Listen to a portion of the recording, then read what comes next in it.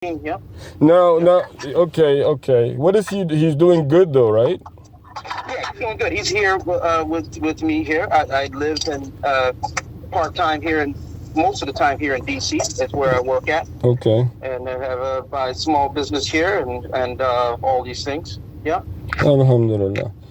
I texted.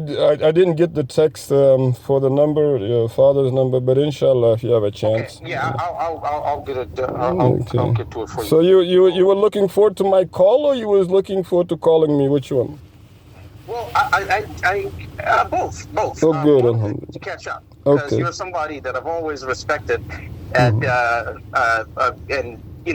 you're a learned brother and everything like that, and then I've had MashaAllah. several family members, Akbar and my brother and Junaid, and you taught all these folks, and there's a certain type of respect that comes with that, and MashaAllah. I believe in that relationship wholeheartedly. The MashaAllah. master-apprentice relationship and the student-teacher relationship, two of the most important relationships in our existence. MashaAllah. So absolutely. Okay. You know. Of course, I think the main concern that we have is, though everyone understands that there is an issue, there's a problem, refusing to make any attempts whatsoever to address the issue. That's right. And you started with TMOA when you were how old, if you can tell? I was 10 years old. Okay. And what year was that? That was 1981. Okay. And what were the conditions or the situations of you becoming like a Talib of Mubarak Jilani? It was just to accept him as your sheikh at first, and then eventually, of course, he rolled out the bay'ah, and people signed on to it. Okay. And some didn't understand contracts of any sorts, contracts and torts of any kind, because their personal lives were reflected of it, which I never was a fan of. I'm not a fan of signing agreements and you don't know their terms and conditions. So in that, I think that was pretty tough. After I got older, I lived with him 3 times in my life. And I went overseas and stayed over there. I was one of his first talibs in this environment, even though I was very young, and began to apprentice under him in many different things. And you'll get a different view from me than you will from most. Than my father. My father's his own man. I love my father more than anything in this earthly life, and respect him. And he's been my rock and my example. But he feels passionately to the positive of that. And me, I've sort of over the years developed a position of neutrality on it, because there were things that were great about it, and there were some things that were not so great about it. And I believe that I'm able to separate those things. If Allah gives you something, you cannot question the form in which He gives it to you in. Okay? You will learn to reconcile it with yourself as you exist in this earthly existence. But if you are in the desert and you are starving, and then Allah sends you food, right? You can't look at the person who's delivering the food and say, "Hey, I don't think I should be taking anything from you, so I don't want it." Right. That was your portion. Mm-hmm. Okay, and so in that, I never was against you or anyone else.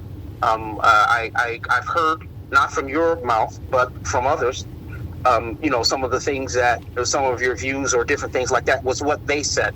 I didn't hear these things from you, and I don't defend that. That's why I never, would come out against anyone about this, because in my view, it never should have been allowed to gain this much weight. Okay, what should have never been allowed? What do you mean? The relationship, the highly unorthodox relationship between Sheikh Sayyid Mubarak Ali Jilani, and the talibs that he took on. Okay. It's very unorthodox. And, at a time, I believe that maybe in our development, I believe at a time it was what we needed for a period. And then it started to become caustic and corrosive. And the reason why is that its utility, it outlived its utility. Okay, and when you have anything, right, the poison is in the dose. So if you take some medicine, if you took some high blood pressure medicine, and it lowers your blood pressure, what are you still doing taking the same dosage of that medicine? Correct. If I can ask you, very importantly, did you say you traveled to Pakistan to be with him 3 times? Only once I went there. But okay, when he was here, you traveled with him. So you really knew him. What was it like, when you traveled to Pakistan and he was a sheikh, correct? Yes. Was there at any given moment that, you were able to verify or clarify who his tariqah sheikh, because he's a tariqah sheikh, right?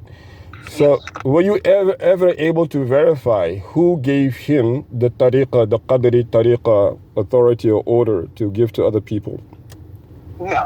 Okay, so there was never that. Was it, did you, and you said you studied a lot under him, was it like, yes. What exactly did you study? Well, he taught some fundamentals, about Islam, to do with the 5 pillars. It was mostly stuff about Iman. Iman, okay. Yeah, and that was most of the focus. Most of the focus was spirituality and Iman. Okay. And there were some things mixed in there, some other things mixed in there. There was some law, fiqh and the discernment about the 4 schools of thought and different things like that. Those things were touched upon. But most of the focus was spirituality. Most of the focus in Sufism, right, goes on to about the love of Allah and His Holy Rasul. Hold on 1 minute. Just give me a second. I'm trying to understand something. Yeah. Most of the focus was on spiritual. Did you say most of the focus was on spirituality? Yes, as I see it. Okay. Yes. And Sufism, correct? Yeah. And as long as we're on the same page, when you say Sufism, right now we're specifically speaking of the Qadri Tariqah, right? Because that's what he claimed to be. Okay. Yes. But did you ever meet any Pakistani Qadri sheikh that he had given sheikhhood to, or maybe a student who was doing exactly what you were doing? Yeah, we met students. You met students. Very good. How many students would you say there were studying this, Pakistani students studying this with you? Not a whole lot. Not a whole lot. Not a whole lot. Okay. He had pre-existing followers, students, and we met some of those folks. Okay. And a lot of them were they were, at the time to us, they were older in age. Right. We didn't meet a lot of young people. They're children. Okay. Some of his scholars we met, they were children. And he had families host us and different things like that. All right.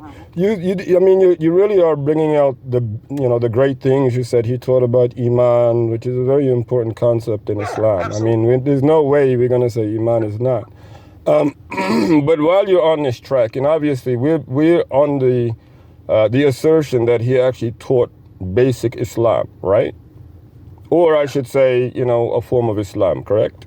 Yes, correct. Good. When he was teaching, fiqh or Iman, was he bringing, was he reciting ayats of the Quran? Was he maybe quoting Holy Quran? Yes. Mostly Surah Al-Baqarah. Mostly Surah Al-Baqarah. Okay. How about hadith? Was he also quoting hadith? Some hadith, and right. He stuck with, hadith Qudsi and 40 hadiths, like the abbreviated versions of the 40 hadiths. Those sorts of things. Okay. Was there ever a time where you were watching his Skype or watching his videos and he was giving lectures? Was there ever really a time that, and you go back to 81. How old were you in 81, by the way? 17, 14, 12? No, I was 10. 10, okay. Yeah. Was there ever a time that you really understood what it is that he was giving on a Skype video or anything like that? All those years as a child. Well, when I was younger, no. I would be honest with you if I told you I understood everything he was saying. I understood very little of what he was saying. Okay. It didn't have enough background to understand it. Okay. Yeah, it's interesting. He was teaching, but what was he speaking to you in Urdu? But let me get on. I don't want to make, mockery of the situation in any way. Listen, I don't handle things like the rest of them. Alhamdulillah. Okay, they're, because you know what? The thing about it is this, with all of us, me, you, everybody, right? we have to decide what is more important. Our brothers and our sisters, under the banner of Islam, under the banner or of the Islam, teachings and feelings of individuals, cult of personality, and all these other things. Which matters more? Which matters to me, more? You matter more to me than that. Subhanallah. You matter more to me Wallah, than Fukr no, subhanallah, it's the Quran. We only speak by Allah subhanahu wa ta'ala's law. But let me ask you something. There are three things, because you were a student for a long time and everything. What would you say to the assertion that he did not have basic Quranic reading, basic Quranic Arabic? In other words, he was not reciting with tajweed. What would you say to that assertion? I would say that he had the Pak Punjabi accent, and maybe his level of learnedness was not that high as far as that was concerned. But you would hear the substitutions as zel for vel and different things like that, and that's common with that region of the world. When they do Arabic, they have their inflection carried over from Urdu and the other various Punjabi derivated languages there. And would you agree that despite that being the case, it does not justify Quran being recited that way? In other words, just because of the fact that majority, with these heavy accents, these non-Qurayshi accents, that's really what it is, non-Qurayshite accent. Okay, and therefore there has been I would not necessarily say, but there has been the substantiative argument that he never had proper Quranic ability to even give tafsir, because yes, you will have, I make mistake, I'm not a perfect reciter, okay? None of us are perfect. We all have issues. But that does not mean that we have a right to pick up any type of certification and claim to be ours, just because of the fact that, you have some good doctors, you have bad doctors. Okay, now it's time for me to become a doctor, and everybody takes my word.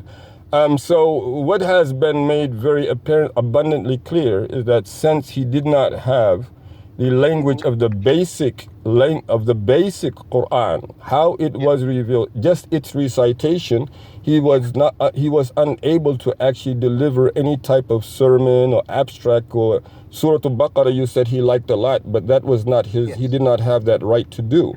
You have to actually have the certifications to do that, to be a hafiz or be a alim of hadith, mufassir al-Quran, then you have that authority.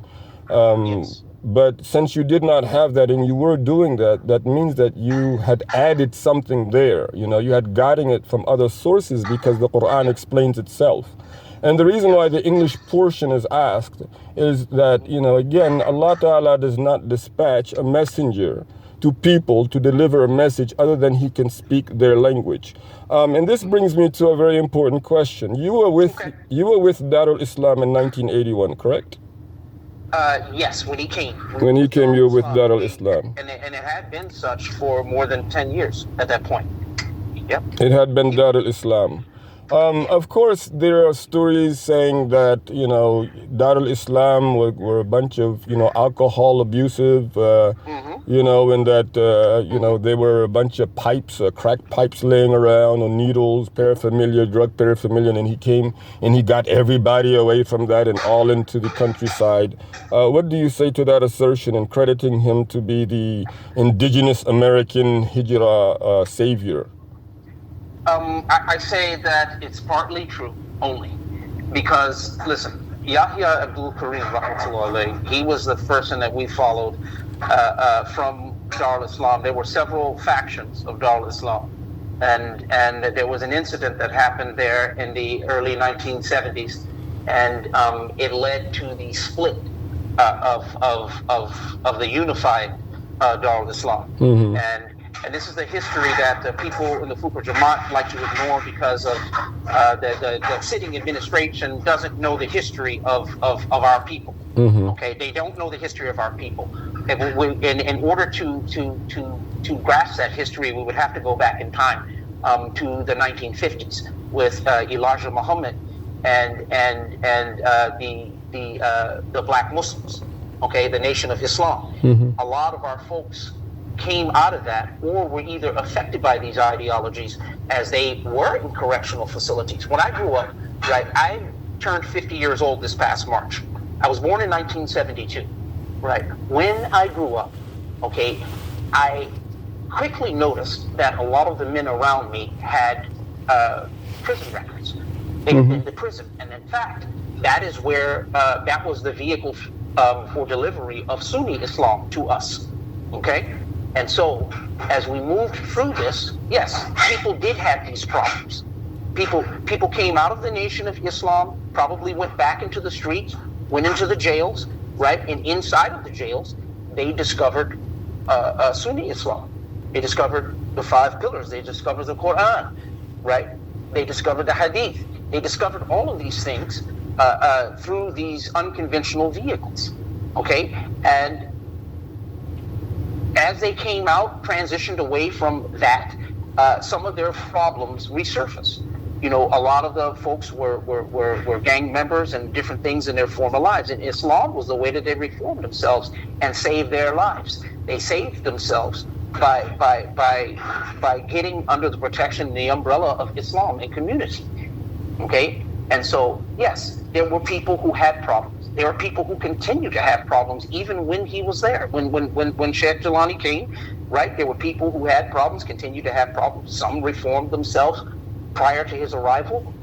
Some, he was the distraction and the concentration and focus of energies that they needed to take them away from that. That's why I believe that the first 10 years of him being there, from 81 to maybe 91 or 90, I think that it may have been necessary for a good many of us. Okay. Because you see how extreme we are. All these black people now are becoming vegans. There's No problem. rising up again. No, definitely. You answered the question. You said partially, but and then you added on to the fact that he was a distraction from. So that's fine and well. I guess what I'm really driving at is the hijrah itself, accrediting him to be the first mujaddid of the century that said it's time to make hijrah and get out of the city. Yes. Are you also of the opinion that he is entitled to that accreditation, or is that something maybe they added on to him? That's sort of a hard question to answer. Okay. Because there were people, right, who were living in proximity to us right there in New Jersey that had gotten land and moved away from the cities. Correct. And this he didn't invent that. Right.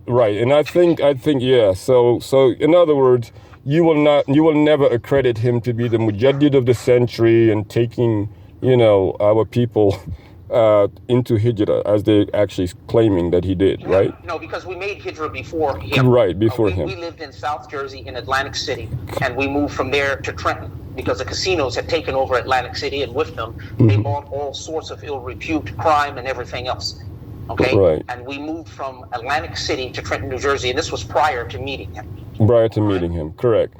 So what do you say about like everybody who's just listening to it? I think you've heard it over the years also of how he, saved, certain people and their children and their children's children. Everybody's indebted to him. Okay, so what do you say to that assertion? Did he really save and everybody's indebted to him?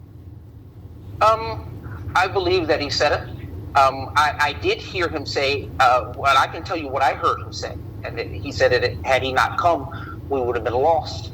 And most of us would have been destroyed. And I don't think that that's true. Okay. Did you also hear anything along the lines that he thought he was sent to Native Americans, instead he found our people? Okay. How does that story go exactly? Well, from what I understand about it, and I've heard him talk only a little bit about it. He talked to like my father and the men in that group, the men in that demographic. He talked to them about it extensively, but in front of me, and I'm just telling you what I heard. Him saying that he originally came here with a mission to deliver Islam to redeliver, the belief in the law in Islam to the American Indians, and then American Indian. Okay. Yeah. On the same question line, did he ever say that he understood American Indian, maybe Cherokee or Bigfoot or I don't know, White Owl, White Hawk? No, not that I'm aware of. Okay. So basically, he was going to come talk to people, and we already know about his English. So let me ask you something. Why do you think people are, like so gun-ho on, what you're saying is incorrect? Like he should not be accredited to, saving our people because of the fact that this was already done. As you mentioned, there was property bought. We're already Muslims. Right, we're already Muslims and all this, and you already heard all the rumors. What do you say as far as like why people mainly are, just either buying into it or keeping quiet, although they know better? Well, because people are angry. Think about what has happened here. Mm-hmm. Think about what has happened. You've invested everything, right, into your Savior, and before your Savior is taken from you, a lot of things have gone wrong. Okay, and people are forced to reconsider a good many things that they thought were 100% correct. They now can't reconcile it. The days we live here, we can't have them back. Once they're past, they are past.